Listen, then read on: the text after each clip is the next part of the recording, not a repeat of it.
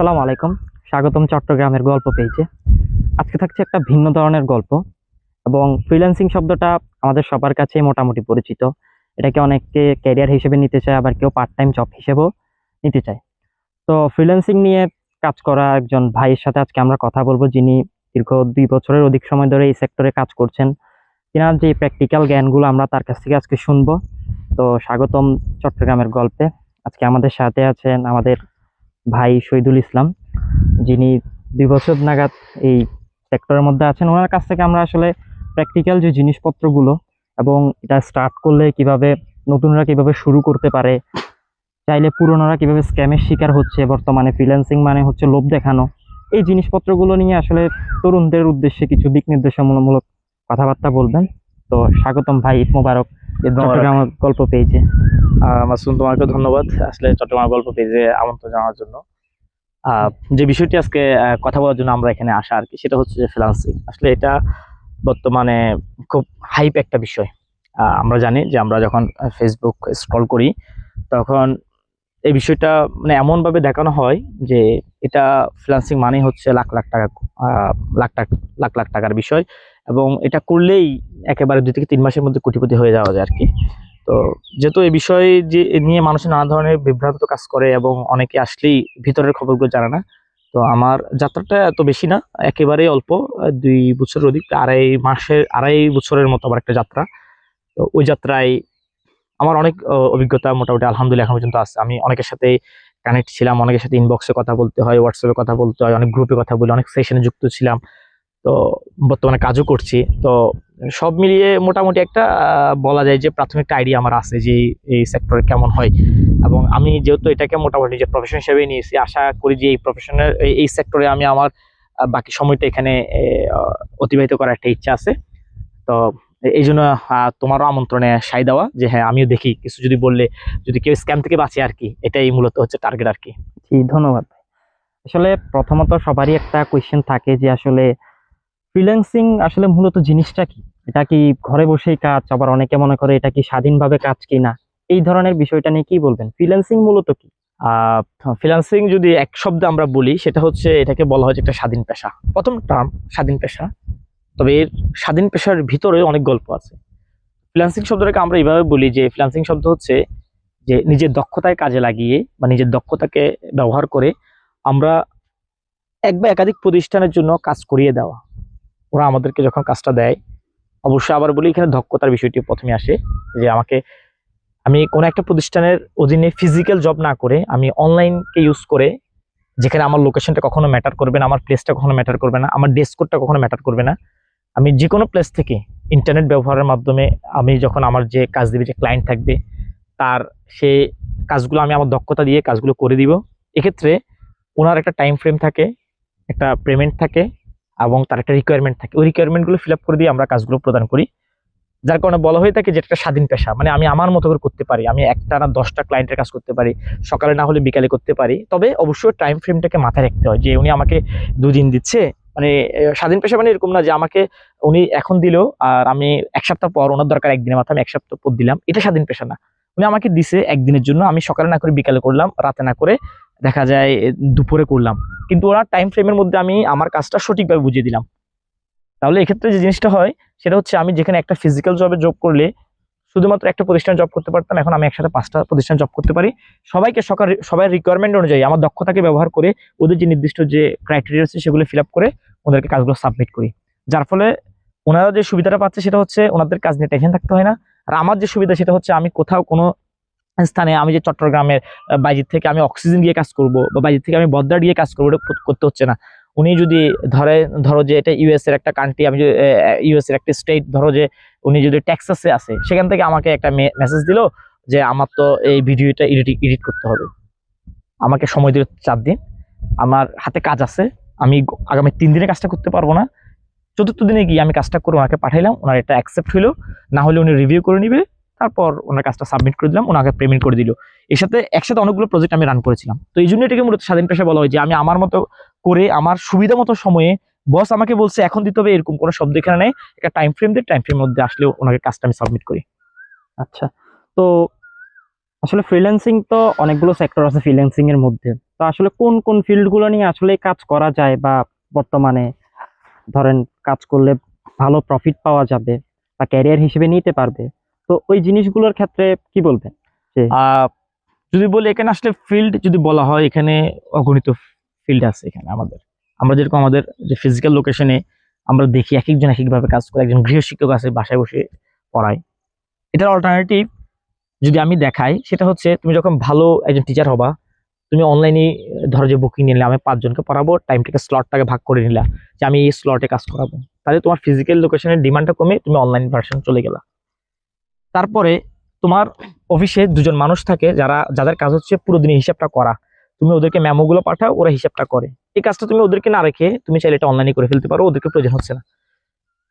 তো এরকম যতগুলো প্ল্যাটফর্ম আমরা মানুষকে সামনে ফিজিক্যাল না রেখে অনলাইন থেকে করা যায়, যে উনি আমার সাথে না থাকলেও চলবে কিন্তু আমার কাজটা হয়ে যাবে, এই ধরনের সবগুলোকে আমরা ফ্রিল্যান্সিং সেক্টর হিসেবে নিতে পারি। তো এর মধ্যে বিষয় হচ্ছে যে কোন বিষয়গুলো গুরুত্বপূর্ণ, কোনগুলো গুরুত্বপূর্ণ। যেমন আমি যদি বলি ওয়েব ডেভেলপমেন্ট, এটার জন্য আমাকে একজন মানুষ আমার সামনে থাকার কোনো প্রয়োজন নেই। উনি পৃথিবীর যে প্রান্তে থাকুক, ওনার নেট আছে, ইন্টারনেট কানেকশন আছে, উনি আমাকে একটা ডিমান্ড দিল যে আমার একটা ওয়েবসাইট লাগবে, কি ওয়েবসাইট? E commerce website. এই ই কমার্স ওয়েবসাইট যখন বলবে, তখন হয়তো আমি ওনার থেকে ক্রাইটেরিয়া নিয়ে আপনার কি ধরনের ই কমার্স লাগবে, উনি আমাকে একটা ডেমো দেয়, ওয়েবসাইট দেয়, যে ধরো যে ঘরের বাজারের মতো আমার একটা ওয়েবসাইট লাগবে, আমাকে দিল। এরপর আমি ওটা পুরোটা অ্যানালাইসিস করে ওনাকে হয়তো বলি যে আমাকে একটা ইউআই ইউএক্স দিতে হবে, মানে ওয়েবসাইটের স্ট্রাকচার একটা আমাকে প্রিন্ট দেন, আমি ওটা দেখে করবো, আপনি যা যা লাগে ওখানে রাখেন। অথবা অনেক সময় উনি ব্যস্ততার কারণে বলবে যে না আমি এটা পারবো না, বেশিরভাগ ক্ষেত্রে বাংলাদেশে যেটা হয় যে না আমি আপনাকে একটা ওয়েবসাইট দিলে আপনি এটার মতো করে দেন। আমি যেখানেই থাকি উনি আমাকে 1 মাসের টাইম দিল, আমি আমার মতো করে টাইমটা পুরো ওয়েবসাইটটা করে ওনাকে দিলাম। তাহলে এই যে ওয়েব ডেভেলপমেন্ট, এটা একটা ফ্রিল্যান্সিং ক্যারিয়ার হতে পারে। অ্যাপস, এখন ছোট বড় সকল প্রতিষ্ঠান অ্যাপস প্রয়োজন হয়। এটার জন্য আমার যে যার সাথে আমি অ্যাপস যাকে আমি অ্যাপস বানাবো তাকে আমার প্রয়োজন নেই সামনে, এটাকেও আমি একটা ফ্রিল্যান্সিং ক্যারিয়ার ধরি। আমরা বর্তমানে খুব ডিমান্ডিং একটা হচ্ছে ডিজিটাল মার্কেটিং। ডিজিটাল মার্কেটিং এর সেক্টর, এগুলো কাজ করার জন্য আমার সামনে কখনো আমাকে আমার এমপ্লয়িকে প্রয়োজন হয় না। তাহলে আমি ওকে যখন কমান্ড দিয়ে দিই যে আগামীকাল আমার যে ফেসবুকে একটা আমি অ্যাড রান করবো, এই জন্য ওর সাথে আমি অনলাইনে কনভারসেশন করতে পারি, করে ও বাকি সব সেট দিতে পারবে, সেট দিয়ে কাজটা করতে পারে। তো এই জন্য আবার ওকে আমার ফিজিক্যাল আমার সামনে প্রয়োজন হয় না। কোনো সমস্যা হলে আমরা অনলাইনে এগুলো কাজগুলো সম্পাদন করতে পারি। এভাবে অনেকগুলো সেক্টর আছে। আমি যদি একবারে মোটা দাগে যদি সেক্টরগুলো বলি, ওয়েব ডেভেলপমেন্ট আছে, মোবাইল অ্যাপস ডেভেলপমেন্ট আছে, তারপর যে হচ্ছে আমরা ইউআই ইউএক্স ডিজাইন একটা বলি, যেটা ওয়েবসাইটের যে স্ট্রাকচার নিয়ে কাজ করে বা ওয়েবসাইটে কেমন হবে তার একটা প্রাথমিক খসড়া। ডিজিটাল মার্কেটিং আছে। ডিজিটাল মার্কেটিং অনেকগুলো সেক্টর আছে, ভিতরে সাব সেক্টর ডিজিটাল মার্কেটিং এর মধ্যে আছে যে গুগল মার্কেটিং আছে, ফেসবুক মার্কেটিং আছে, ইউটিউব মার্কেটিং আছে, এসইও আছে, মেইল মার্কেটিং আছে। এরপর সাইবার সিকিউরিটি বর্তমানে খুব জনপ্রিয় একটা হাই ডিমান্ডিং একটা পেশা। কারণ হচ্ছে যত মানুষ ডিজিটালাইজেশনে যাচ্ছে তত সবাই সাইবার সিকিউরিটির রিস্কে থাকে। একটা ব্যাংক, যা আমরা যদি বলি যে আর কয়েক বছর আগে বাংলাদেশ ব্যাংক থেকে টাকা নিয়ে গেছিল শুধুমাত্র সাইবার সিকিউরিটি রিস্কের কারণে। ওদের ঝুঁকি ছিল, ওরা ধরতে পারে না, বা যারা সাইবার সিকিউরিটি টিম ছিল হয়তো বা ওদের দুর্বলতা ছিল। তো আমরা ব্যাংক যখন আমরা টাকা ট্রানজাকশন করতে যাই, সেখানেও আমাদের একটা ভয় থাকে কেউ আমাদের একটা লিঙ্ক দিয়ে আমাদের টাকা নিয়ে যাবে। তো এই যে কেউ আমাদের সোশ্যাল বা আমাদের কোনো অনলাইন প্ল্যাটফর্মে কেউ অ্যাটাক করতেছে কিনা, অ্যাটাক থেকে রক্ষা পাওয়ার জন্য সাইবার টিম থাকে। তো সাইবার সিকিউরিটি একটা পেশা, আপনি ওইটাও একটা পেশা হিসেবে নেওয়া যায়। এর বাইরে আমাদের দেখা যায় পার্সোনাল অ্যাসিস্ট্যান্ট প্রয়োজন হয়। আমি আমার একজনকে রাখলাম যাকে আমি সকল তথ্য দিয়ে দিবে, আগামী 1 মাস আমার কখন কি প্রোগ্রাম হয় সে সবগুলো ওইভাবে শিডিউল করবে, সে আমাকে রিমাইন্ডার দিবে, আমার জন্য স্ক্রিপ্ট করবে, আমার জন্য ইমেজ করবে, আমার জন্য কোনো ভিডিও লাগবে ভিডিও করবে, সবগুলো আমাকে দিবে। ও আমাকে প্রয়োজন নেই, ও যেখানে থাকুক, ও বাংলাদেশের যে রাজশাহী থাকুক, কুষ্টিয়া থাকুক, ইউএসএ থাকুক, আমেরিকা থাকুক, ইউএসএ থাকুক, কানাডায় থাকুক, বা ব্রাজিলে থাকুক, বা ধরলাম যে উগান্ডায় থাকুক, কোনো সমস্যা নেই। তো এইগুলো একটা আমার প্রয়োজন হচ্ছে যে আমি একজন টিচার, আমার একটা আমি ক্লাসে প্রেজেন্টেশন করব। তো ক্লাসে প্রেজেন্টেশন করতে হলে আমার স্লাইড প্রয়োজন। আমি একজনকে হায়ার করলাম যে তোমাকে আমি যখন বলবো তুমি ওই বিষয়ের উপর আমাকে স্লাইড করে দিবে, যে খুব ভালো প্রেজেন্টেশন করতে পারে এই যে পাওয়ার পয়েন্টের মাধ্যমে। তাকে যখন দিলাম সে দেখা গেছে যে ওই পাওয়ার পয়েন্টের মাধ্যমে আমাকে আমার যে প্রেজেন্টেশন রেডি করে দিলে আমি পরের দিনকে ক্লাসে করলাম, তার আমাকে হ্যাসেল করে নিতে হচ্ছে না। তো আলটিমেট কথা হচ্ছে যেই বিষয়গুলোর জন্য আমাকে মানুষকে আমার মানে একেবারে সামনে থাকতে হয় না, আমার টাচে থাকতে হয় না, আমি অনলাইন দিয়ে করে নিতে পারি। এই ধরনের সব ধরনের অগণিত সেক্টর রয়েছে যেগুলো দিয়ে আমরা আসলেই ফ্রিল্যান্সিং ক্যারিয়ারে প্রবেশ করতে পারি। তবে দেখতে হবে যে ক্যারিয়ারটা সাস্টেইনেবল কিনা, এটা নিলে আসলে আমি টিকে থাকতে পারবো কিনা, নাকি এটা 2 দিন পর কোনো কারণে বা এটা ডিমান্ড কম, এটা নিয়ে আমি টিকতে পারবো না। ওই ক্ষেত্রে একটু রিসার্চের বিষয় আসে, রিসার্চের কিছু বিষয় থাকে, এবং নিজের যে এই আমরা এটা কি বলি এটাকে যে বিচক্ষণতার বিষয় সেটা ব্যবহার করে আসলে আমাদেরকে সিদ্ধান্ত নিতে হয় আর কি। আচ্ছা, তো প্র্যাকটিক্যাল কথাবার্তা তো অনেক হলো। এবার আমরা ভাইয়ের কাছ থেকে শুনবো আসলে তিনি আসলে ফ্রিল্যান্সিং কে কেন নিছেন, বা ফ্রিল্যান্সিং এ আসার তার যে গল্পটা বা তার যে জার্নিটা শুরু যেভাবে করছিলেন ওই গল্পটা আজকে এখন শুনবো আমরা। ভাই বলেন। আসলে ফ্রিল্যান্সিং ক্যারিয়ার বলতে আমরা যখন ছোটবেলায় যখন 6, 7, 8, 9, 10 প্রায় তো লিখতাম আমরা যে অনলাইনের সুবিধা কি, আইসিটি সুবিধা কি, আমরা প্রায় লিখতাম যে আহ, যে যে ফ্রিল্যান্সিং করা যায়, ফ্রিল্যান্সিং করা যায়, প্রায় আমরা জিনিসটা শুনতাম। তো এক্ষেত্রে ফ্রিল্যান্সিং করে প্রচুর টাকা আয় করা যায়, দেশে বসে বিদেশের কাজ করা যায়, এগুলো আসলে আমার কখনো আমরা চোখে দেখিনি। তো বিশ্ববিদ্যালয়ে যখন আমি চট্টগ্রাম বিশ্ববিদ্যালয় থেকে লেখাপড়া শেষ করা, তো চট্টগ্রাম বিশ্ববিদ্যালয়ে আমার এক ফ্রেন্ড ছিল, নাম জাহিদুল ইসলাম শাওন, আসলে উনি ভাটিয়ারিতে। তো উনি কলেজ টাইম যেটা, ওই কলেজ টাইমটা শেষ করে তারপর ফ্রিল্যান্সিং পেশায় মূলত যুক্ত হয়। তো বিশ্ববিদ্যালয়ে যখন পরিচিত হয় তখন ওকে সবাই ডলার শাওন বলে বলতো আর কি, ডলার শাওন বলতো। তো প্রায় সময় মনের অজান্তে একটু উকি দিত আর কি। আসলে তরুণ যারা শুরু করতে চায় তারাও আসলে এই ফ্রিল্যান্সিং মানেই হচ্ছে ডলার, এই জিনিসটা বুঝেই আসলে শুরু করে। হ্যাঁ, এখানে আসলে স্ক্যামের একটা সুযোগ দেয় আর কি, ডলার মানে স্ক্যামের একটা সুযোগ দেয়। তো পিছনে তো অনেক গল্প থাকে, অনেক কষ্টের ইতিহাস থাকে, এই জিনিসগুলো আসলে কেউ জানতে চায় না। তো যখনই শুনতাম যে ডলার সাউন্ড যখন বলতো তখন আমারও একটা উকি দিত যে আসলে এইটার মধ্যে কি আছে। তো প্রায় সময় ওর সাথে কথাটা বলতাম, ও কি নিয়ে কাজ করে, কিভাবে কাজ করে, এই জিনিস গল্পগুলো শুনতাম। শুনতে শুনতে আমার একেবারে আমার টাচে ছিল একটা ফ্রেন্ডে ছিল, যার মাধ্যম থেকে আমি মূলত ফ্রিল্যান্সিং সেক্টরটাকে আরো কাছ থেকে বোঝার একটা সুযোগ পাই। এরপর নিজে টুকটাক রিসার্চ ছিল। 2022 সম্ভবত 22 বা 23-এর দিকে আমি একবার এখানে একটা উদ্যোগ গ্রহণ করি যে আমি ফ্রিল্যান্সিং সেক্টরে যাব। তো ইউটিউবে ঘাটাঘাটি করে আমি সবার মতো আর কি অল্প টাকায়, অল্প পরিশ্রম, আমার প্রচুর টাকা কামাইতে চাই, অল্প পরিশ্রম, সম্ভব হলে কোনো পরিশ্রমই করবো না, টাকা কামাইতে চাই। ওই উদ্দেশ্যে নিয়ে আমি ডাটা এন্ট্রির কাজগুলো একটু দেখার চেষ্টা করি। করেই মাত্র আমার ধারণা যে আমি খুব এক্সপার্ট হয়ে গেছি, আমি প্রচুর টাকা কামাইতে পারবো। কিছুদিন পর মনে হলো যে না, আসলে এটা তো কোনো এখানে এভাবে তো ইনকাম করা যায় না। পরে আমি এটা আবার ছেড়ে দিই। ছেড়ে দেওয়ার পর আবার 2 মাসের মাথায় সম্ভবত এটা 2024-এর শেষের দিকে আবারও আমি এটা নিয়ে একটু তোড়জোড় শুরু করি। কারণ হচ্ছে আমার পার্সোনালি হচ্ছে আমার যে ইচ্ছা সেটা হচ্ছে কোথাও যে বর্তমান যে গতানুগতিক চাকরিগুলো বা সরকারি জবগুলো, এগুলো আমার ইন্টেনশন না। যার কারণে আমি সবসময় চেষ্টা করতাম বিজনেস বা নিজের আইডিয়াগুলোকে ব্যবহার করা যায় এই ধরনের কিছু খোঁজার জন্য। তো সবসময় আমার মাথায় থাকতো আমার একটা ফ্রেন্ড ফ্রিল্যান্সিং করে, ফ্রিল্যান্সিং অনেক উন্নতি করা যায়। মাঝে মধ্যে ইউটিউবে বা বিভিন্ন বিজ্ঞাপনে দেখতাম যে এক কোর্স করলেই কোটিপতি, এক কোর্স করলে লাখ টাকা ইনকাম। তো আমিও চেষ্টা করছি লাখ টাকা ইনকাম করার জন্য। তো ওই পরিপ্রেক্ষিতে গিয়ে আসলে পরে আবার ঘাটাঘাটি করতে করতে একটা সময় একটা টার্ম আমার সামনে আসে, সেটা হচ্ছে এসইও, যেটাকে বলা হয় যে গুগল সার্চ ইঞ্জিন অপটিমাইজেশন বলা হয়।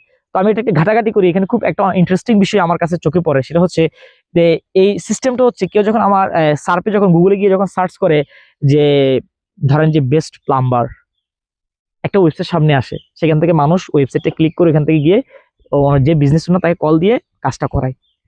এবং আমার কাছে খুব ইন্টারেস্টিং কি, গুগলের একটা জিনিস মানুষ সার্চ করে, আমি যদি কাজটা ভালো করতে পারি আমার ওয়েবসাইটটা প্রথমে থাকবে, তার মানে আমি যার থেকে কাজটা নিব সে আমাকে খুব গুরুত্ব দিবে যে ওনার কাজের কারণেই আজকে আমার ওয়েবসাইটটা গুগলের সার্ফের প্রথমেই আছে, মানুষ সার্চ করলেই আমার ওয়েবসাইটে দেখে। এটাকে আমার মনে হইলো যে এটা একটা চ্যালেঞ্জিং হইতে পারে, এটার মধ্যে নিজের প্রতিভা ফুটে আনা যায়, নিজের দক্ষতাগুলোকে ফুটে আনা যাবে যে আমি একটা কাজ পারি, জিনিসটা আনতে পারি। ওই প্রেক্ষাপটে আমাকে এসইও থেকে জাম্প করা, তারপরে আস্তে আস্তে এসইও তে ছিলাম।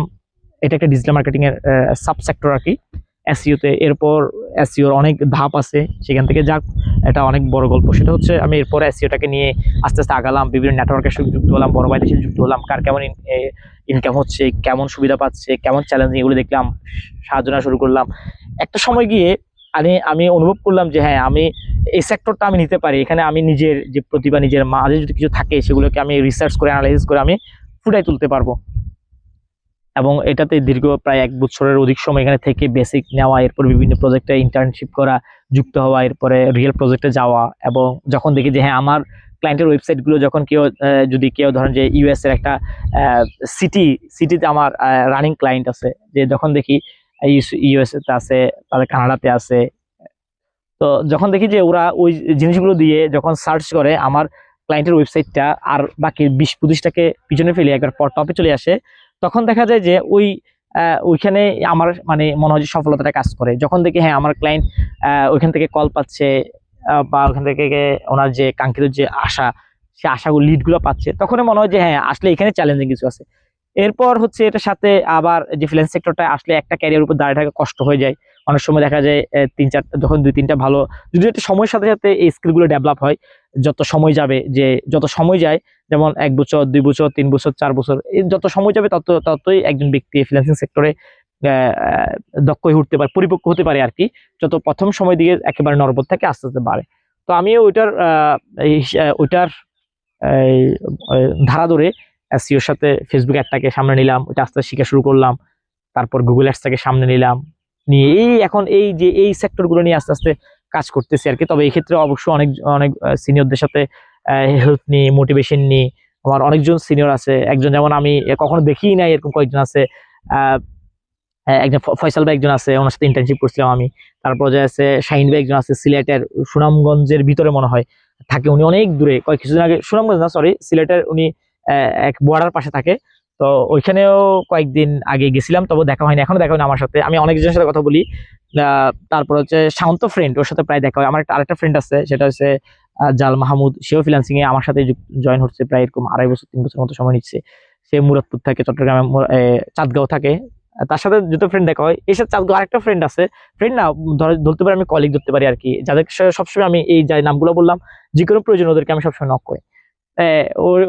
ও চাঁদগাঁয়ে থাকে, ওর সাথে এখন আমার দেখা হয় নাই, আমরা একটা টিমে যুক্ত ছিলাম। তারপর এখন আমি ওর অধীনে যে থার্ড পার্টি হিসাবে মানে ওর কাজগুলো আমি করে দিই, কিন্তু এখনো দেখা হয়নি আমার সাথে। ওর সাথে ট্রানজাকশন হয়, লেনদেন হয়, কথাবার্তা হয়, প্রতিনিয়ত হয় যখনই প্রয়োজন, কিন্তু এখনো দেখা হয়নি।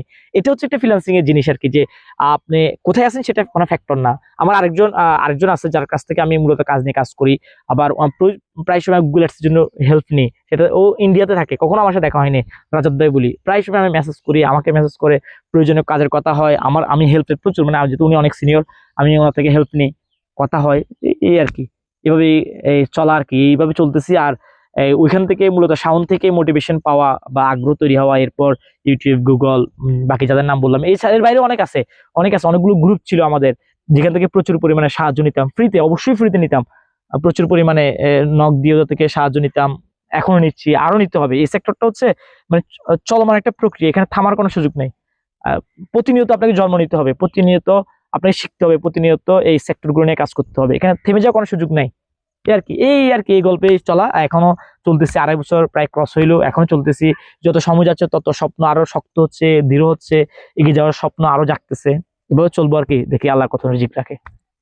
আচ্ছা, ভাই কি কোনো প্রতিষ্ঠানে, আইটি প্রতিষ্ঠানে আছেন নাকি শুধুই নিজের কাজেই পুরো দিনে নিজে কাজ আইটি করে নেন? প্রতিষ্ঠান বলতে এখানে অনেকগুলো বিষয় আছে, সেটা হচ্ছে আইটি প্রতিষ্ঠান বলতে আমি কোথাও শিখাই কিনা, না আমি কোথাও শিখাই না, প্রথম কথা। দ্বিতীয় কথা হচ্ছে আইটি প্রতিষ্ঠানে কাজ করি কিনা। হ্যাঁ, আমি একটা আইটি প্রতিষ্ঠানে সদ্য কিছুদিন আগেই নিয়োগ দেওয়া, 5 মাস চলতেছে, চট্টগ্রামে একটা আইটি প্রতিষ্ঠান। ওই আইটি প্রতিষ্ঠানে আমি ডিজিটাল মার্কেট হিসেবে কাজ করি। আর এর বাইরে আমার নিজের পার্সোনাল প্রজেক্ট আছে, ওগুলোকে আমি কাজ করি আর কি। ফ্রিল্যান্সিং মানে হচ্ছে অনেকে মনে করে লাখ লাখ টাকার ডলার ইনকাম, বা হচ্ছে যে কি আলাদিনের চেরাক, যে কি 1 মাস করলে হয়তো কি লাখ টাকা ইনকাম জেনারেট করা যাবে। বিষয়টা আসলে কেমন, প্র্যাকটিক্যালি আসলে বিষয়টা কতটা সহজ কিনা? আহ এখানে দুইটা শব্দ। প্রথম কথা হচ্ছে ফ্রিল্যান্সিং করে লাখ টাকা ইনকাম, এটা হচ্ছে যারা কোর্স সেল করে, তারা তাদের কোর্সটা প্রচুর পরিমাণে বিক্রি করার জন্য একটা আহ এই কি বলে আমরা বড়শি বসাই আর কি। যারা বেকার থাকে বা তেমন একটা টাকার একটা সুযোগ থাকে না, তো ওরা দেখা যায় এখানে এটার মধ্যে হুক হয়। যে অনেক সময় বলা হয় যে কি এক কোর্স করলেই মাসে 1 লাখ টাকা ইনকাম, বা আপনি 3 মাসের ট্রেনিং নিলে ওই কি আইটি অফিসার হয়ে যাবেন, এই টাইপের অনেক ধরনের কথাবার্তা থাকে, যেগুলো কি আসলেই সত্যি কিনা? আহ, না, আসলে এটা পুরোটা স্ক্যাম। মাসুম যেহেতু জার্নালিজম স্টুডেন্ট, আমি আশা করি তুমি এটা বুঝতে পারবে যে 3 মাসের কোর্সে লাখ টাকা ইনকাম করা যায়, এগুলো তো আকাশ কুসুম কল্পনা। এগুলো তো আমার মনে হয় যারা ইয়াবা ব্যবসা করে বা যারা গাঁজা বিক্রি করে, তারাও এত সুযোগে পায় না। আমি যদি মানে একটু মজা করে বলা আর কি এটা। বা যারা জুয়া খেলে, তারাও আমার মনে হয় যে অনেক রিস্কে থাকে। তো এত কনফিডেন্স কিভাবে সম্ভব যে 3 মাসে একটা কোর্স করে লাখ টাকা ইনকাম? এগুলো একটা স্ক্যাম। এটা একটা ধরো যে যারা কোর্স সেল করে, তারা এগুলো মানুষকে হুক করার জন্য, তাদের কোর্সের প্রচুর পরিমাণে এনরোল করানোর জন্য এই শব্দগুলো তারা ব্যবহার করে। আবার এটা যে মিথ্যা তেমনও না, তবে কথার মধ্যে একটু ভুল। সে ভুলটা হচ্ছে যে যারা প্রথম এন্ট্রি করে, তাদের কাজ শিখতেই বা ফিল্ডে ভালো মতো অ্যাডজাস্ট করতে সময় নেই প্রায় 1 বছর। 6 মাস নিবে তোমার প্রাথমিক অবস্থায় কাজটা শিখতে, তারপর আর 6 মাস তুমি ইন্টার্নশিপ, নেটওয়ার্কের সাথে কানেক্ট হওয়া, টুকটাক কিছু কাজ পাইতে 1 বছর সময়। এই সময় তোমার ইনকামই নেই, তাহলে তুমি লাখ টাকা কিভাবে ইনকাম করতে পারো?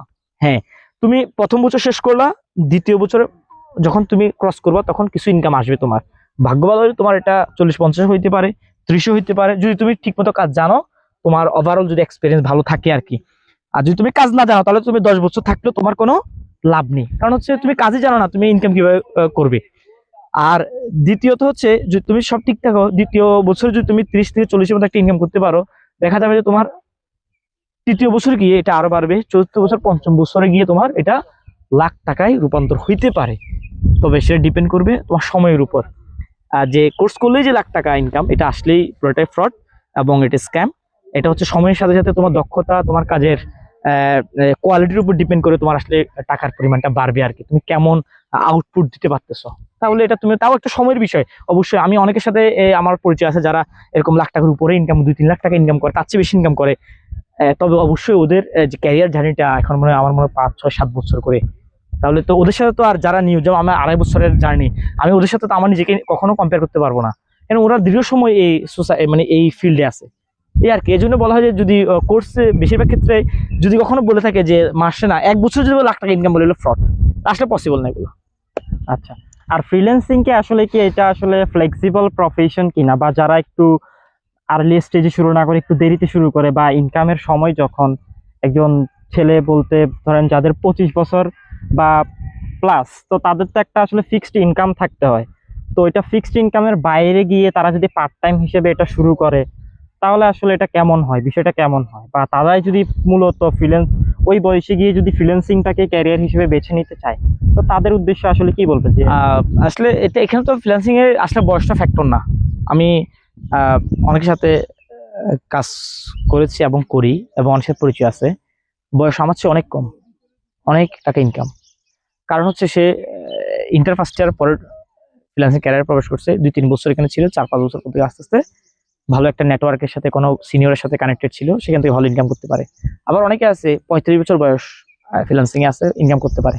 তো বিষয়টা হচ্ছে যে এন্ট্রি বিষয়টা হচ্ছে একটু গুরুত্বপূর্ণ, যেহেতু প্রথম প্রবেশ করেই সাধারণত একটা ইনকাম জেনারেট করা যায় না। তো যাদের ভালো একটা ব্যাকআপ থাকে, যে আমার একটা ব্যাকআপ আছে বা আমার ফিনান্সিয়াল ক্রাইসিস নাই, ওই মোমেন্টে যদি কেউ থাকে, ও 25 বছর হোক, 18 বছর হোক, সে এটা জার্নি স্টার্ট করতে পারে। আবার যদি কেউ ধরে 35 বছর বয়স, সে চাচ্ছে যে আমি একটা ফ্রিল্যান্সিং ক্যারিয়ারে আমি এন্ট্রি নিব, তো এক্ষেত্রে ফ্রিল্যান্সিং ক্যারিয়ারে এন্ট্রি নিতে হলে তার অবশ্যই একটা ব্যাকআপের প্রয়োজন, যেহেতু তার বয়স 35, ফ্যামিলি থাকবে, ছেলে মেয়ে থাকতে পারে, পরিবার থাকতে পারে, ওদের খরচের একটা বিষয় থাকে।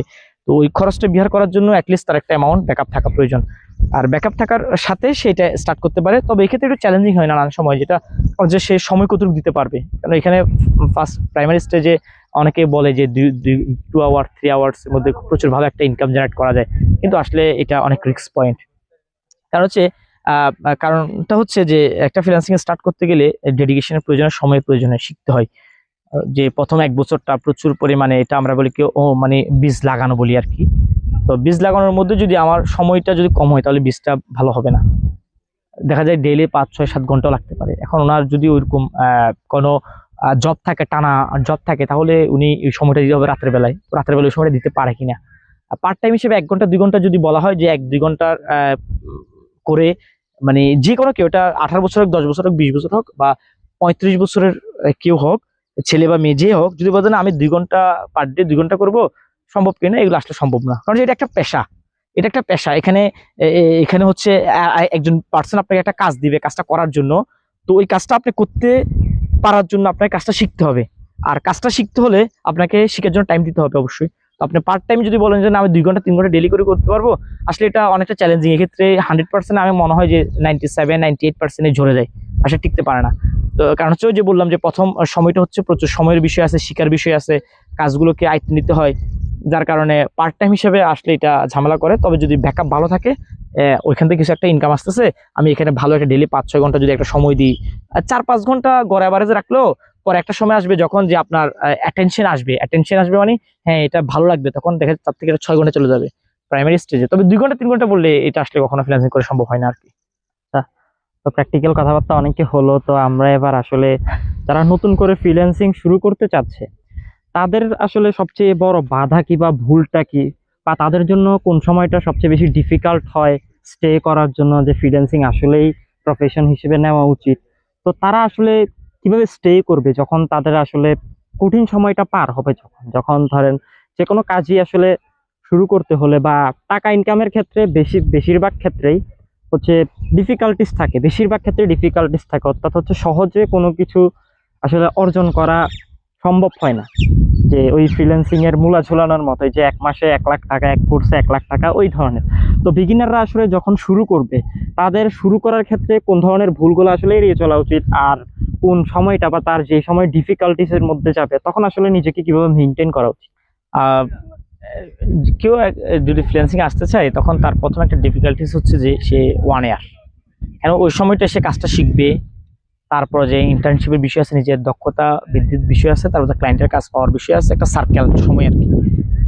চাইলেই আপনি ফ্রিল্যান্সিং এ যুক্ত হওয়ার পরে পরের মাসে কাজ কখনো সম্ভব না। তারপর হয়তো বা 6 মাস যে আমি কাজটা শিখলাম বেসিক, এরপর ইন্টার্নশিপে গিয়ে ভুল ত্রুটিগুলো সংশোধন করা, আর একটু ইমপ্রুভ হওয়া, তারপরে হয়তো কোনো একটা প্রজেক্ট অল্প টাকায় করা, আস্তে আস্তে আস্তে আস্তে সামনে যেতে হয়। যার কারণে প্রথম 1 বছরটা হচ্ছে একটু বেশি ডিফিকাল্টিস থাকে আর কি। যে সবাই তো চায় যে আমরা ফ্রিল্যান্সিং করে টাকা ইনকাম করব। তো ফ্রিল্যান্সিং করে যদি টাকা ইনকাম করতে চাই, তবে এক্ষেত্রে ফ্রিল্যান্সিং করে যদি টাকা ইনকাম করতে চাই, তবে এই ক্ষেত্রে যেহেতু 1 বছর একটা গ্যাপ, তো ওই সময় মানুষ সাধারণত বিশেষ করে ইয়েটা করতে চায় যে তার যে ইনকাম হচ্ছে না, সে হতাশায় পড়ে। তো 1টা বছর একটু ইয়ে থাকতে হয়, ওই একটা বছর একটু সাধারণত আপনার এই কি বলে আমরা ধৈর্য ধরে থাকতে হয় আর কি, পেশেন্সে থাকতে হয়। পেশেন্সে না থাকলে হয় কি, যে মনে করে যে না ও তো ইনকাম করতে পারবে না, তো ইনকাম না করতে পারলে একটা সময় গিয়ে ঝরে যায়। কারণ কি ঝরে যাওয়ার কারণ হচ্ছে যে কোনো টাকা পাচ্ছে না, মোটিভেশন তো নাই, টাকা পাচ্ছে না, সে কাজ করে যাচ্ছে। তো এই সময়টা মূলত একটা ক্রিটিক্যাল একটা স্টেজ। আর এর বাইরে নতুন যারা আসে তারা আরেকটা সমস্যায় পড়ে, সেটা হচ্ছে অনেকে বেশিরভাগ হচ্ছে বিজ্ঞাপন দেখে আসে যে কোর্স করে লাখ টাকা ইনকাম। তো এটা একটা চ্যালেঞ্জিং বিষয়, আসলে এটা কখনো সম্ভব না। যারাই আসতে চায় এই পেশায় তাদের মাথায় রাখতে হবে যে 1 ইয়ার তাকে হাতে রিজার্ভ রাখতে হবে, সাথে ব্যাকআপ তার একটা ইনকাম রাখতে হবে যদি প্রয়োজন হয়। যদি ফ্যামিলি থেকে তাকে ইনকামটা দেয় তাহলে তার ব্যাকআপ প্রয়োজন নেই, ফ্যামিলি তাকে মেনটেন করবে। যদি তার চলার জন্য ফ্যামিলি দিতে না পারে, তাহলে অবশ্যই ফ্যামিলিকে দেওয়ার জন্য বা নিজে চলার জন্য একটা ব্যাকআপ ইনকাম প্রয়োজন হতে পারে আর কি। আচ্ছা, তো আমরা আসলে সকলেই জানি আসলে ফ্রিল্যান্সিং যারাই শুরু করে তারাই আসলে মূলত কাজগুলো পেয়ে থাকে বা পায়। তো আমরা আসলে যে জিনিসগুলো হইতে দেখি আসলে, যে ফ্রিল্যান্সিং শুরু করছে আসলে সে কাজগুলো অনেক ভালোভাবে হ্যান্ডেল করতে পারে, এখন অলমোস্ট সে 90% দক্ষতা অর্জন করছে ওই সেক্টরে। তো আসলে সে কি কোথা থেকে কাজগুলো আসলে গেইন করবে, বা এখান অনেক ধরনের মার্কেট প্লেস, মূলত আমি যতটুকু জানি আসলে মার্কেট প্লেস থেকে বেশিরভাগ ক্লায়েন্টরা তাদের এই কাজগুলো দিয়ে থাকে। তো এই মার্কেট প্লেস গুলো আসলে কোনগুলো সবচাইতে ভালো, বা কিভাবে অ্যাপ্রোচ করলে আসলে ক্লায়েন্টদের কি পাওয়া যায়, এই অ্যাটেনশন পাওয়া যায় বা কাজগুলো দিয়ে থাকে? অনেকগুলো আবার আমি প্ল্যাটফর্ম দেখলাম যে কি আসলে পেইড প্ল্যাটফর্ম, যেখানে আসলে টাকা দিয়ে কি করতে হয়, এঙ্গেজ হইতে হয়। তো ওই ধরনের বিষয়গুলো নিয়ে আসলে মূলত হচ্ছে কাজগুলো আসলে কিভাবে গেইন করবে তারা। বাংলাদেশের ক্ষেত্রে কাজগুলো দুইটা ওয়েতে আমরা গেইন করতে পারি। একটা হচ্ছে যে আমার লোকাল যারা আছে তাদের থেকে আমরা পাইতে পারি, এটা হচ্ছে পার্সোনাল বিভিন্ন ধরনের যে অ্যাডের বিষয় থাকে, ব্র্যান্ডিং এর বিষয় থাকে, থার্ড পার্টি একটা বিষয় গুরুত্বপূর্ণ। যে অনেক একজন আছে যে মার্কেট প্লেস থেকে প্রচুর পরিমাণে সে ক্লায়েন্ট পায়, তো সে করার টাইম নেই, তখন সে দেখা যায় যে আরেকজনকে পরিচিত আছে তাকে হায়ার করে যে আমি তোমাকে এত টাকা দিব, তোমার কাজটা করে দাও। এটাকে আমরা থার্ড পার্টি বলি আর কি, যেটা মূলত আমি বেশিরভাগ ক্ষেত্রে থার্ড পার্টির কাজগুলো করি। আর এটা একটা কারণ আছে, যে কারণে আমি বলবো একটু পর। সেটা হচ্ছে, তাহলে আমরা একটা ধরলাম যে আমি একটা থার্ড পার্টির মাধ্যমে নিতে পারি একটা কাজ, আরেকটা কাজ আমি নিতে পারি যেটা হচ্ছে আমার লোকাল পরিচিতদের মাধ্যমে নিতে পারি, আরেকটা হচ্ছে ডিরেক্ট ক্লায়েন্ট থেকে নেওয়া। ডিরেক্ট ক্লায়েন্ট থেকে নেওয়ার জন্য দুইটা পদ্ধতি, একটা হচ্ছে মার্কেট প্লেস, ফেমাস অনেকগুলো মার্কেট প্লেসের মধ্যে টপ যদি ধরে ফাইবার, আপওয়ার্ক ধরা হয় আর কি। আর এর বাইরেও freelancer.com আছে, টপটাল আছে, এরকম আরো কয়েকটা আছে। তো পিপল পার আওয়ার একটা আছে। তো এগুলোতে সিস্টেম হচ্ছে, ওখানে আমরা যেরকম আমাদের এলাকাতে দেখি যে যারা কাজ করে আসলে মূলত ডেলিভার ক্ষেত্রে, যে একটা যেমন 2 নম্বর গেট মোড়ে সকালবেলা থাকে, ওখান থেকে মানুষ আসে ওদিকে নিয়ে যায়। তো অনলাইন সেক্টর এরকম এই যে মার্কেট প্লেস গুলোতে নিজের নাম এন্ট্রি করা, সার্ভিসগুলো এন্ট্রি করলে সেখান থেকে অনেক প্রসেস আছে, প্রসেসের মাধ্যমে যখন নিজের প্রোফাইলগুলো কমপ্লিট থাকে, তো যারা মূলত করতে যে একজন ওয়েব ডেভেলপমেন্ট দরকার হচ্ছে, সে ওইখানে গিয়ে দেখা যাচ্ছে খুঁজে নিচ্ছে প্রোফাইলগুলোকে, যে প্রোফাইলটা তার কাছে খুব ভালো মনে হয় সে তার সাথে যোগাযোগ করে, সেখান থেকে সে কাজ পায়। তো এটা হচ্ছে ইন্টারন্যাশনাল ক্লায়েন্টের ক্ষেত্রে। আর থার্ড পার্টি হলে তো আর মার্কেট প্লেসের প্রয়োজন হয় না, আর যে ধরো ধরো যে আমি কাজ পারি, আমার কাছে যখন বেশি কাজ আসছে হয়তো তো আমি বললাম যে হ্যাঁ মাসুম তুমি আমার কাজটা করে দাও, তখন তুমি আমাকে কাজ করে দিলে, এটাকে আমরা থার্ড পার্টি বলি। আবার আমি যখন আছি, আমার পাশে একজন হয়তো বা দেখা যাচ্ছে যে ডিজিটাল মার্কেটিং প্রয়োজন হয়, উনি জানে যে আমার প্রোফাইলের সাথে কানেক্টেড, আমি এই ডিজিটাল মার্কেটিং করি, হয়তো উনি আমাকে অফার করতে পারে। এই পদ্ধতিগুলোতে পাওয়া যায়। আর মার্কেট প্লেস করতে হলে অনেকগুলো ধৈর্যের বিষয় আছে, সময়ের বিষয় আছে, এগুলো রাত্রে জাগার বিষয় থাকে। কারণ হচ্ছে মার্কেট প্লেস গুলো মূলত হচ্ছে আমাদের ইউএসএ, কানাডা, তারপর যে অস্ট্রেলিয়া, বেলজিয়াম, এই যে বাইরে যে উন্নত কান্ট্রি, নেদারল্যান্ড, যে উন্নত কান্ট্রি, ওদের উপর ডিপেন্ড করে। তো ওদের বেশিরভাগ ক্ষেত্রে যেটা হয় সেটা হচ্ছে রাতের বেলা, ওদের দিন, আমাদের রাত, ওদের দিন। তো রাত জাগতে হয়। তো আমাদের ফ্যামিলিগত নানান অ্যাক্টিভিটিস, রেসপন্সিবিলিটির কারণে দেখা যায় আমি ব্যক্তিগতভাবে রাত জাগাটা আমার জন্য অনেকটা চ্যালেঞ্জিং হয়ে যায়। তারপরেও আমার জার্নির প্রথম 1 বছর আমি রাত জেগে জেগে কাজ করতাম। এখানে নানান গল্প আছে। কাজ শেখার জন্য আমাকে রাত জাগতে হতো। তো এরপরে আমি মূলত যখন বিভিন্ন থার্ড পার্টির সাথে পরিচিত অনেক ফ্রেন্ডদের সাথে, কলিগদের সাথে যখন কানেক্ট হই, তারপরে হচ্ছে ওনাদের থেকে আমি কাজটা নিতাম, ফলে আমাকে রাত জাগতে তেমন হইতো না। বা এখনো হয় না, এখনো জাগে, এমন না যে জাগি না, 12টা 1টা হয় অনেক সময়। আবার অনেক সময় দেখা যায় রাত্রে আর্লি ঘুমালে ফজরের পর কাজ করতে হয়, বা দিনে যে কোনো অংশ কাজটা করে দিই আর কি। যেহেতু থার্ড পার্টি, সুতরাং আমাকে টাইম রেঞ্জ দিয়ে দেয়, আমি আমার মতো করে কাজটা করে টাইমের মধ্যে ফ্রেমে দিই আর কি। তো মূলত এই 3টে সেক্টরে, থার্ড পার্টি, লোকাল ক্লায়েন্ট আর হচ্ছে ইন্টারন্যাশনাল ক্লায়েন্টগুলো মার্কেট প্লেস থেকে নেওয়া যায়। আর অনেক ওয়ে আছে, লিঙ্কডইন থেকে ক্লায়েন্ট পাওয়া যায়, এগুলো ব্র্যান্ডিং এর বিষয় আছে, পার্সোনাল ব্র্যান্ডিং, এগুলো সময় সময় হয়, এগুলো প্রথম দিকে হয় না। আমি 4 বছর 5 বছর পুরাতন হয়ে গেছি, আমার সাথে অনেকেই একটা নেটওয়ার্ক গড়ে তোলে। তো ওরা জানে আমি, আমার লিঙ্কডইন প্রোফাইল, আমার ফেসবুক প্রোফাইল, এগুলোর সাথে অনেক ক্লায়েন্ট যুক্ত থাকে, আমরা যুক্ত হই, ওরা যুক্ত হয়। তারপর ওর প্রয়োজন হলে ও দেয়, অথবা রেফারেন্স করে যে মুখ জানি যে ভালো কাজ করে, তুমি ওকে দেখতে পারো। তো এই মাধ্যমগুলোতে আর কি মূলত আমরা ক্লায়েন্টগুলোকে সংগ্রহ করে থাকি। আচ্ছা, বর্তমান সময়ের আসলে সবচাইতে চ্যালেঞ্জিং যে বিষয়টা হচ্ছে এআই এর যুগ, যে আর্টিফিশিয়াল ইন্টেলিজেন্স, যে বলা হইতেছে কি, সম্ভবত কিছুদিন আগে একটা রিপোর্ট দেখছিলাম যে ফাইবারের যে প্ল্যাটফর্ম আছে এখান থেকে অনেক কর্মীকে আসলে ছাঁটাই করা হয়েছে। জাস্ট ফাইবার না, এটা একটু কারেকশন করে দিই, এটা মেটা ছিল, মেটা। আচ্ছা, মেটা থেকে আসলে অনেক ক্লায়েন্টকে আসলে তাদের যে কর্মী ছিল তাদেরকে ছাঁটাই করে দেওয়া হয়েছে। যে আসলে যে এআই এর এই যুগে যে আসলে বেসিক অনেকগুলো ফ্রিল্যান্সিং এর কাজ আসলে এখন বর্তমানে নাই বললেই চলে। এই যে আমরা ভিডিওটা শুরু করছিলাম, আপনি বলছেন ফ্রিল্যান্সিং জার্নিটা ডাটা এন্ট্রি দিয়ে আসলে শুরু করা হয়েছিল।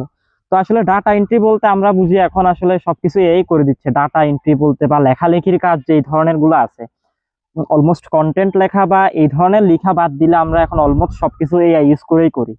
তো এই ধরনের যে মিডিওকর লেভেলের যারা ফ্রিল্যান্সার ছিল, তারা তো বর্তমানে আসলে মার্কেট প্লেসের ধরেন আর মার্কেট প্লেসের বাইরেই বলেন, তাদের কাজগুলো তো আসলে নাই।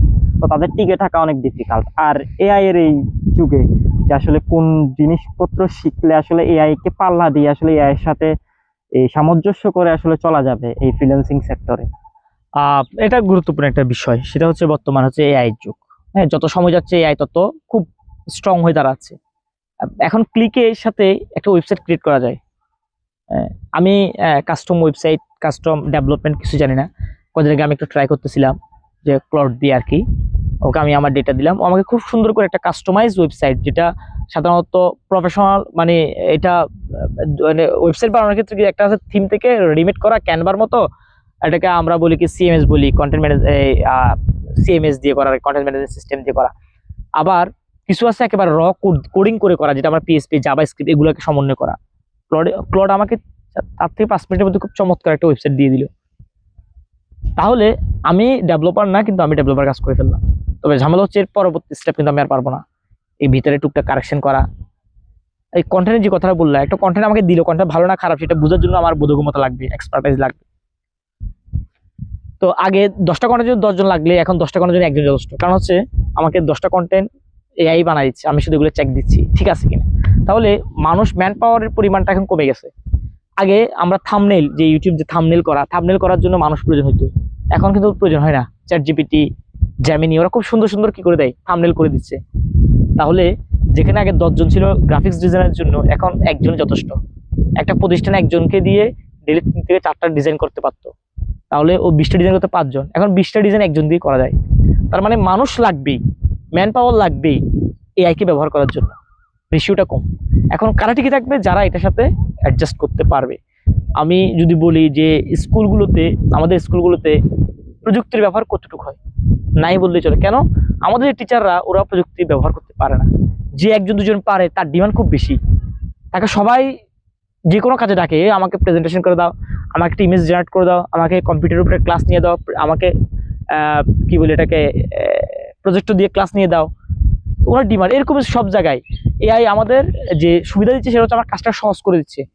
যার কারণে এআই এর সাথে আমি যদি খাপ খাইতে পারি তাহলে আমি আমার যে কাজগুলো ওই কাজগুলো দ্রুত করতে পারবো। তাহলে বাকি 4 জনের চাকরি গেলে আমার চাকরি টিকে থাকতে পারার সম্ভাবনা বেশি থাকবে, যেহেতু এআই এর যুগ। সুতরাং এআই কে আমাকে সাথে নিয়ে আগাইতে হবে এবং এখানে স্কিল ডেভেলপমেন্টের দিকে আমাকে প্রচুর পরিমাণে নজর দিতে হবে। আগে যদি আমি একটা স্কিলের উপর দাঁড়িয়ে আমার ভরসা ছিল, এখন আমাকে তার সাথে আরেকটা আমাকে কি করতে হচ্ছে, এই আমার স্কিল আরেকটা বৃদ্ধি করতে হচ্ছে, যেটা তার সাপোর্টিভ, যেন আমার চাকরিটা না যায়, বিকল্প চিন্তা করতে হচ্ছে। অর্থাৎ যদি ওই যেটা বলছিলাম যে এখানে ফ্রিল্যান্সিং মানে হচ্ছে পেশাগত দক্ষতা, যদি আমি এই দক্ষতাটা ইমপ্রুভমেন্টে না নিতে পারি, আরেকটা জিনিস বলছিলাম যে কন্টিনিউয়াস লার্নিং থাকতে হয়। এখানে কন্টিনিউয়াস লার্নিং, এই সেক্টরটা ঘুমানোর কোনো সুযোগ নেই, যেহেতু এটা প্রযুক্তির সেক্টর, প্রতিনিয়ত প্রযুক্তির মধ্যে আপডেট আসতেছে। সুতরাং ওই প্রযুক্তির ওই আপডেটগুলো ব্যবহার করে আমাকে দক্ষ হতে হবে, তাহলেই দেখা যাবে যে জিনিসটা সেটা হচ্ছে যে আমি এই সেক্টর টিকে থাকার সম্ভাবনা একটু বেশি থাকবে। আচ্ছা, তো যারাই আসলে কাজ করতেছে বা কাজ শুরু করতেছে বা যাদের এখন আসলে এই বয়সে এসে ইনকাম করা দরকার, তারা আসলে ব্যাকআপ ইনকাম রাখা কতটা জরুরি? হ্যাঁ, অবশ্যই ব্যাকআপ ইনকাম 100%। আমার সাথে কয়েকদিন আগে একজনের সাথে কথা হচ্ছিল, তার আগেও আরো কয়েকজনের সাথে কথা হয়েছিল, বলছে আমি পার্ট টাইম হিসেবে নিতে যাচ্ছি 2-3 আওয়ার, বা আমি ফ্রিল্যান্সিং এ যাচ্ছি, কি করা যায়? তো আমি বললাম যে প্রথম শর্ত হচ্ছে একটা ব্যাকআপ রাখতে হবে, 1 ইয়ারের মতো একটা সময় যেখানে কোনো ধরনের ইনকাম আসার সম্ভাবনা নেই। কেন? আমার এটা তো প্রাইমারি স্টেজ, তারপর আস্তে আস্তে এটা ইনকামে দিয়ে যাবো আমরা। তো এই এই সময়টাই একটা ব্যাকআপ ইনকাম রাখতে হবে আমি পার্সন হিসাবে। মানে আমার কতটুকু প্রয়োজন হয়, এমন হচ্ছে যে আমি স্টুডেন্ট, মাত্র ইন্টার ফার্স্ট ইয়ার করতেছি, আমার ব্যাকআপ তেমন পরিবার তেমন একটা দিতে হয় না, তাহলে আমার ব্যাকআপ অল্প, আমি অল্প কিছু একটা টিউশন করলে আমার হয়ে যাচ্ছে। আমি যখন ফ্রিল্যান্সিংটা শুরু করি তখন আমার ব্যাকআপ ছিল, আমি টিউশন থেকে ইনকাম করতাম। হ্যাঁ, তারপরে যে হচ্ছে একটা ছোট একটা কোচিং সেন্টার থেকে কিছু ইনকাম ছিল, তো এগুলো যে আমি চালাইতাম, আমার ফ্যামিলিকে দিতে হইতো, তারপরে নিজের খরচ আছে। আর তো ওভারঅল বিষয় হচ্ছে যে যদি ব্যাকআপ না থাকে তাহলে তো এটা আসলে চলা যাবে না। আমার প্রতিনিয়ত ডিভাইসের প্রয়োজন হইতে পারে, আমি কাজ করলে আমার বিভিন্ন কোর্স নিতে হইতে পারে, আমার প্রয়োজন অনুযায়ী কোর্স নিয়ে আমাকে ইমপ্রুভমেন্টে নেওয়ার জন্য হইতে পারে, ফ্যামিলির জন্য হইতে পারে। তো এগুলোকে যদি ওই ব্যাকআপটা না নিতে পারি, দেখা যাবে যে ফ্যামিলি আমার উপর বা ফ্যামিলি বা অন্য যে ফোর্সগুলো এগুলো আমার উপর প্রভাব পড়বে, তাহলে আমি এখানে লং লাস্টিং করা সম্ভব হবে না। কেন? আমার টাকা নাই, আমি চলবো কিভাবে? হ্যাঁ, এই জন্য আসলে ব্যাকআপটা অবশ্যই প্রয়োজন। ব্যাকআপ ছাড়া নামলে সাধারণত এখানে চ্যালেঞ্জিংটা অনেক গুণ বেশি, টিকে থাকাটা অসম্ভব হয়ে পড়ে আর কি। আমরা আসলে আমাদের গল্পের শেষ পর্যায়ে চলে এসেছি। আসলে এখন ভাই থেকে আসলে জিজ্ঞেস করব, তরুণরা শুরু করতে চাইলে কোনটা দিয়ে স্টার্ট করতে পারে, আবার এই এআই এর এই যুগে আসলে ফ্রিল্যান্সিং এর ফিউচারটা কেমন, বা আগামী বর্তমানে যেই সময়ে এখন ডিজিটাল মার্কেটিং করে টাকা আর্ন করা যাচ্ছে, বা 5 বছর পরে ডিজিটাল মার্কেটিং সম্ভাবনা কেমন, বা বর্তমানে অনেক ক্ষেত্রে আমি বলা হয় যে দেখলাম যে কি এসইও, যে এসইও অনেকটাই মোটামুটি কি এসইওর কাজগুলো এখন অনেকটাই এআই রিপ্লেস করে দিচ্ছে, যে এসইও স্পেশালিস্ট হওয়ার চেয়ে এআই কে সঙ্গে নিয়ে নতুন কোনো কিছু শেখা ভালো কিনা, ওই বিষয়ে কি মোটামুটি হচ্ছে আমাদের এআই এর এই যুগে আগামী 5 বছর পরে ফিউচারটা কেমন হবে, ওই বিষয় নিয়ে ভাই কি বলতেন? আসলে আমি তো অত বড় না, আমি মাত্র 2.5 বছরের জার্নি, একেবারে নিউ বর্ন আমি বলি আর কি, আমি অত বড় না, মাত্র শিখছি একেবারেই। আমি ইন্ডাস্ট্রি যাদের সাথে কথা বলি, তাদের সাথে যখন কথা বলি, মানে আমার মনে হয় যে আমি ওই জ্ঞানের 10% আমার কাছে নেই। তবে 2.5 বছরের যে আমার এক্সপিরিয়েন্স সেটা হচ্ছে এই তো অনেক কিছু বদলে দিচ্ছে, এসইও ইন্ডাস্ট্রি বিশাল একটা চেঞ্জ আনছে। তো আনার পরেও এখানে কিছু ফাঁক ফোকর রাখে, যেগুলোতে একজন এক্সপার্টের প্রয়োজন হয় এগুলো দেখাশোনা করার জন্য। ওই যে বললাম যে কন্টেন্ট লেখার পর যে এটা প্রুফ করার জন্য, ভুল ত্রুটিগুলোকে দেখার জন্য একজন মানুষ প্রয়োজন হয়। তো আমাদের এসইওর অনেকগুলো পার্ট আছে, পার্টগুলো ব্লগিং সেক্টরটা অনেকটাই চলে গেছে, চলে যাওয়ার দিকে আছে। এর বাইরে আমাদের সার্ভিস ওয়েবসাইট যেগুলো আছে ওদের ক্ষেত্রে এসইওটা অবশ্যই দরকার, কেন ওইখানে আবার এআই এর প্রভাব যা বেশি, তার চেয়ে বেশি হচ্ছে এক্সপার্টিসের ব্যবহারটা বেশি। আর ডিজিটাল মার্কেটিংগুলো হচ্ছে ডেটা দেখে অ্যানালাইসিস করা। তো টুলসের উপর বিশ্বাস করাটা অনেক সময় বোকামি হয়ে যায়। অনেক সময় টুলস আমাদেরকে সাজেস্ট করে, আমরা ইগনোর করি। আমাদেরকে বিভিন্ন টুলস আমাদেরকে সাজেস্ট করে এটা করা যাবে না, রেড সিগন্যাল, কিন্তু বাস্তবে দেখলাম যে না, আসলেই নাই। এই যে বাস্তবে দেখার বিষয়টা, এটার জন্য একজন এক্সপার্ট মানুষের প্রয়োজন হয়। হয়তো আগে যেখানে 10 জনের কাজ ছিল এখানে 5 জনের কাজ। তো এই ক্ষেত্রে যে চ্যালেঞ্জিং বিষয়, ওই বিষয়টা হচ্ছে যে এআই কে সাথে নিয়ে আসলে আগানো, যেখানে এআই এর হেল্প নেওয়া দরকার, সেখানে এআই এর হেল্প, যেখানে এআই এর হেল্পের বাইরে গিয়ে নিজের একটা এক্সপার্টাইজ দেখানো যায় সেখানেও জিনিসটা দেখাইতে হবে। আর হচ্ছে নতুন যারা আসতে চায় এক্ষেত্রে প্রথম বিষয় যে জিনিসটা ওদেরকে সাথে রাখতে হবে সেটা হচ্ছে যে রেসপন্সিবল একটা বিষয় থাকে। অনেকে মনে করে ফ্রিল্যান্সিং যেটা বলা হয় যে একেবারে স্বাধীন পেশা। হ্যাঁ, তো ওই স্বাধীন পেশা ঠিক আছে, তবে তার আগে রেসপন্সিবিলিটি বিষয়। আমি যখন ডিজিটাল মার্কেটিং করি, গতকাল ঈদের দিন গেছে, দেখা গেছে আমাকে তারপরও চেক করতে হয়েছিল আমার ক্লায়েন্টের ইমার্জেন্সি কোনো সিচুয়েশন হলো কিনা। আজকে দুপুরে আমাকে অ্যাড নিয়ে কাজ করতে হয়েছে, গতকাল রাত্রে আমাকে অ্যাড রেজাল্ট দেখতে হয়েছে ঈদের দিন। হ্যাঁ, এমনও যায় ফজর ঘুমাচ্ছি, হঠাৎ করে কল দিয়ে বলছো অমুক একটা সমস্যা হয়েছে। তো স্বাধীন পেশা হিসেবে তো আমি এটা এখানে স্টপ রেখে আমি ঘুমাইতেই পারি, কিন্তু তাহলে তো আমার যে ক্লায়েন্টটা আর পরের দিন আর আমার সাথে যোগাযোগ করবে না। এটা হচ্ছে রেসপন্সিবিলিটি বিষয়। দেখা যায় এরকমও গেছে আমি বিভোর ঘুম, সকালে 7টায় আমি ফজরের পর ঘুমাইছি, আমাকে ফোন করা হইলো যে ভাই একটু চেক দেন, সাথে সাথে চোখটা মুছতে মুছতে ল্যাপটপ খুলেই দেখলাম, চেক করতে হয়েছে। রেসপন্সিবিলিটি জিনিসটা। তো যারা নতুন যারা আসতে চায় তাদেরকে বিষয় হচ্ছে যে আগে নিজে রিসার্চ করবে যে বর্তমান সময়ের কোন কোন বিষয়গুলো খুব ডিমান্ডিং আছে। যেমন ডিমান্ডিং এর এআই রিলেটেড যে নলেজগুলো আছে এগুলো খুব ডিমান্ডিং পেশা। তারপর হচ্ছে ডিজিটাল মার্কেটিং সেক্টরটা খুব ডিমান্ডিং বর্তমানে, কারণ প্রতিটা প্রতিষ্ঠান বাংলাদেশ কেন্দ্রকে যদি আমি চিন্তা করি তাহলে হচ্ছে যে জিনিসটা সেটা হচ্ছে বাংলাদেশের প্রতিটা প্রতিষ্ঠান আছে ডিজিটালাইজ হচ্ছে। আমরা যদি দেখি আমাদের আশপাশে সকল প্রতিষ্ঠান এখানে আস্তে আস্তে করে ডিজিটালাইজে যাচ্ছে। যদিও উন্নত দেশের তুলনায় এটা আমি 10%ও ধরি না বাংলাদেশের যে ডিজিটাল মানে ডিজিটাল মার্কেটিং গুলো, তবে ইমপ্রুভমেন্টে যাচ্ছে। সবাই ওয়েব ডেভেলপমেন্টে যাচ্ছে, মোবাইল অ্যাপস ডেভেলপমেন্টে যাচ্ছে, সাইবার সিকিউরিটি দিকে যাচ্ছে। তো এরকম অনেকগুলো হাই ডিমান্ডিং যেগুলো এআই জনিত কারণে ডিমান্ডে পরিণত হচ্ছে, ওই বিষয়গুলোতে যদি ফোকাস করে এবং ডেডিকেশন রেসপন্সিবিলিটি দিয়ে আসলেই দক্ষ হয়ে উঠতে চায়, পেশা হিসেবে গ্রহণ করতে চায়, তাহলে তাদেরকে ওইভাবে আগাইতে হবে আর কি। আর অবশ্যই এই ক্ষেত্রে তাদেরকে কোর্স নেওয়া ছাড়াই অনেকে হয়তো চিন্তা করতে পারে যে আমি কোর্স নিয়েই হয়তো বা ভালো একটা ইনকাম জেনারেট করব। তবে বিষয় যেটা সেটা হচ্ছে কোর্সের বাইরেও গুগলে বা ইউটিউবে প্রচুর পরিমাণের টাকা ছাড়াই কোর্স পাওয়া যায়, যেগুলো পেইড কোর্সের চেয়ে 1000 গুণ বেশি থাকে। আমি আমার যে ফ্রিল্যান্সিং যে ক্যারিয়ার, সেই ক্যারিয়ারে আমি 2টা কোর্স কিনেছিলাম। একটা ছিল আমার লাইভ কোর্স, যেটা এসইও নিয়ে, যেটা 6000 টাকায়। আমি নেওয়ার পর হয়তো একটা ক্লাসের পর আমি আর করি নাই, কারণ আমি দেখলাম যে আমি তার চেয়ে ভালো জানি, আমি করি নাই। তাহলে 6000 টাকা আমার চলে গেল। এরপর আরেকটা গুগল অ্যাডস মানে ডিজিটাল মার্কেটের জন্য নিলাম, ওইটা দেখছি, ওইটা অনেকটাই দেখলাম। তবে ওইখানেও কিছু শিখছি, ওটা রেকর্ডেড ক্লাস ছিল। তো আমি ডিরেক্ট বেচ নিয়ে নেয় বা ফিজিক্যাল নিয়ে নেয়। তবে আলটিমেট কথা হচ্ছে যদি কেউ এই সেক্টর আসতে চায়, প্রথম কথা হচ্ছে রেসপন্সিবিলিটি এবং টাইম নিয়ে আসতে হবে, এটা ভালো ব্যাকআপ রাখতে হবে, রিসার্চ করে দেখতে হবে যে আমি কোন প্ল্যাটফর্মের সাথে কানেক্টেড হই। আমি অনেকের সাথে কথা বললাম যে যারা আমাকে যখন বলে যে ফ্রিল্যান্সিং আসবে, আমি বলি আগে 1 সপ্তাহ আপনি ঘাটেন, রিসার্চ করেন, আমাকে জানাবেন। এর 1 সপ্তাহ পর আমি তাদেরকে কখনো খুঁজে পাই না। আমি যে ফ্রেন্ডের কথা বলছিলাম যে শাওন, যারকে দেখে মূলত আমার অনুপ্রেরণা আসা, সেই শাওনকে আমি যখন দেখলাম, যখন আমি তাকে বলতাম, সে আমাকে প্রায় বলতো তুই এটা নিয়ে ঘাট। ইনকামের বিষয় বললো আমাকে এই সেম কথা বলতো, 1 বছর পর 1-1.5 বছর সময় ফেরত হবে, প্রচুর টাইম দিতে হবে। আমি তখন মিলাতাম কি, আমি অ্যাডে দেখি 1 মাসে লাখ টাকা ইনকাম, ও বলতে অনেক সময়, মানে সময়গুলো আমি আসলে মিলানোটা আমাদের কষ্ট হতো। তো শেষে বাস্তবতা এসে দেখলাম যে আসলে ওর কথাটাই সত্য। এখানে টাইম ফ্রেমের বিষয় থাকে, ব্যাকআপের বিষয় থাকে, নিজের নলেজের বিষয় থাকে। তো নিজে শিকার, লার্ন, এখানে এই সেক্টর হচ্ছে লার্ন, এর বাইরে কোনো শব্দ নেই। যদি এই জিনিসগুলোকে কেউ কভার করতে পারে এবং রিসার্চ করে তার জন্য ভালো একটা, যেমন প্রথমে আমি ডাটা এন্ট্রিতে গেছিলাম, পরে ডাটা এন্ট্রিটাকে আমি ক্রস করলাম, পরে আসলাম এসইওর সাথে কানেক্ট করলাম, ডিজিটাল মার্কেটিং অন্যান্য প্ল্যাটফর্মগুলো, Facebook ad, Google ads connect করলাম। তো সময়ের সাথে সাথে হয়তো আরো 1-2টি স্কিল আমাকে যাইতে হবে। সময়ের সাথে সাথে এই স্কিলগুলো আমার আরো ডেভেলপ হবে, স্কিলড হবে। আমি যদি সব ঠিক থাকে, যদি থাকি, নিজের ডেডিকেশন ঠিক রাখতে পারি, হয়তো সময়ের সাথে আরো পরিপক্ক হবো, আরো জানতে পারবো। তো এভাবে সবাইকে এই সার্কেলটা অবলম্বন করতে হবে। তো এই বিষয়গুলো যদি তার মাথায় থাকে, যে সে যদি সময়টা দিতে পারে, সে যদি ধৈর্য ধরতে পারে, তার যদি ব্যাকআপ থাকে, আর যদি সে এটা সত্যিই মনে ধরতে পারে যে আমাকে 1 বছর এটা টিকে থাকতে হবে, তারপর আমার ইনকাম আসতে পারে, তাহলে সে ওয়েলকাম এই সেক্টরে। আর এটা অবশ্যই চ্যালেঞ্জিং বিষয়, এটা অনলাইন আমাদের মানে এটা পুরোটা চ্যালেঞ্জিং। মানে আমি যেটা দেখলাম, আমাকে এমনও যায় যে অ্যাড যখন খারাপ হয় মানসিক প্রচুর প্রেশার পড়ে, আবার এই একটা কিভাবে ভালো করা যায় সেটার জন্য আমরা চেষ্টা চালাই।